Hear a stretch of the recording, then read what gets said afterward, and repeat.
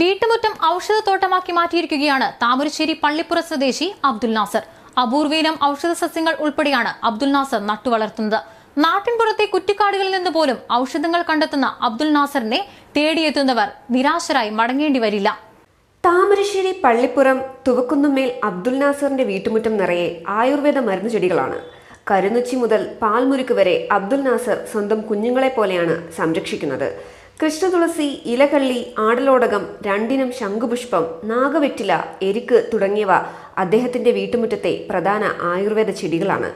കഴിഞ്ഞ 28 വർഷമായി ദേശീയ ആയുർവേദ ഫാർമസിയിലെ ജീവനക്കാരനായ അബ്ദുൽ നാസറിന് മരുന്നിലകളുടെ ഉപയോഗങ്ങളും മരുന്നുകൾ ഉണ്ടാക്കുന്ന വിധവും മനഃപ്പാടമാണ്. ആയുർവേദ മരുന്നുകൾ തേടിയെത്തുന്നവർക്ക് യാതൊരു ലാഭേച്ഛയും മടിയുമില്ലാതെ അവ ലഭ്യമാക്കാൻ അബ്ദുൽ നാസർ തയ്യാറാണ്.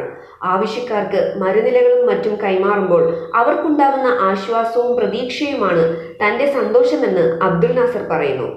ഞാൻ പല സ്ഥലത്തുനിന്നും ശേഖരിച്ചിട്ട് ഇവർക്ക് എത്തിച്ചു കൊടുക്കും. അപ്പം ചിലർക്ക് പ്രതിഫലമായിട്ട് അന്ന് എനിക്ക് പൈസ തന്നിട്ടിരുന്നു. അപ്പോൾ അതിനേക്കാണെങ്കിൽ കൂടുതൽ ഞാൻ പ്രതിഫലം ആഗ്രഹിച്ചിട്ടല്ല അന്നും ചെയ്ത്, പക്ഷേ പലരും തന്നിരുന്നു. അപ്പോൾ അന്നൊക്കെ എനിക്കൊരു ആവശ്യമായിരുന്നു. ഇപ്പം പിന്നെന്താ, ഞാൻ ഇങ്ങനെ ആരെങ്കിലും വന്നു കഴിഞ്ഞാൽ ഇപ്പോൾ കൊടുക്കുന്നതൊക്കെ ഞാൻ അത് ഇപ്പോൾ ഉണ്ടാകുന്ന ഈ ഒരു സന്ദർഭത്തിലുള്ള പ്രളയം പോലുള്ള സമയത്ത് അങ്ങനെയുള്ള ആൾക്കാരെ സഹായിക്കാൻ വേണ്ടിയിട്ടാണ് ഞാൻ ഇപ്പോൾ ആ പൈസ ഒക്കെ നീക്കി വെക്കുന്നത്. പിന്നെ പലരോടും ഞാൻ പൈസ വാങ്ങാറില്ല, പൈസ ആഗ്രഹിച്ചിട്ടല്ല ഞാനിത് ചെയ്യുന്നത്. അപ്പോൾ എന്താ പറയുക, നമ്മളൊരു തൊഴിലിൻ്റെ ഭാഗമായിട്ട് നമുക്കൊരു സംതൃപ്തി കിട്ടുന്ന ഒരു കാര്യമായിട്ടാണ്. കാരണം എന്താ പറയുക, പലരും എന്ന് പറഞ്ഞാൽ പല ദിക്കൊന്നും ഞാൻ തേടി വരലുണ്ട്. അവരൊക്കെ കാരണം 8-9 ദിവസമൊക്കെ ഇതിന് തിരിഞ്ഞ് നടന്നിട്ട് വളരെ പ്രയാസപ്പെട്ടിട്ടായിരിക്കും അവസാന കൈക്ക് നമ്മളിത് എത്തിപ്പെടുന്നത്. ഞാനത് എന്തോ നമുക്ക് ദൈവം സഹായിച്ചിട്ട് അരമണിക്കൂർ കൊണ്ടോ അല്ലെങ്കിൽ 10 മിനിറ്റ് കൊണ്ടോ ഇവരെ കൈകളിൽ ഇത് എത്തിക്കാൻ കഴിയുന്നുണ്ട്.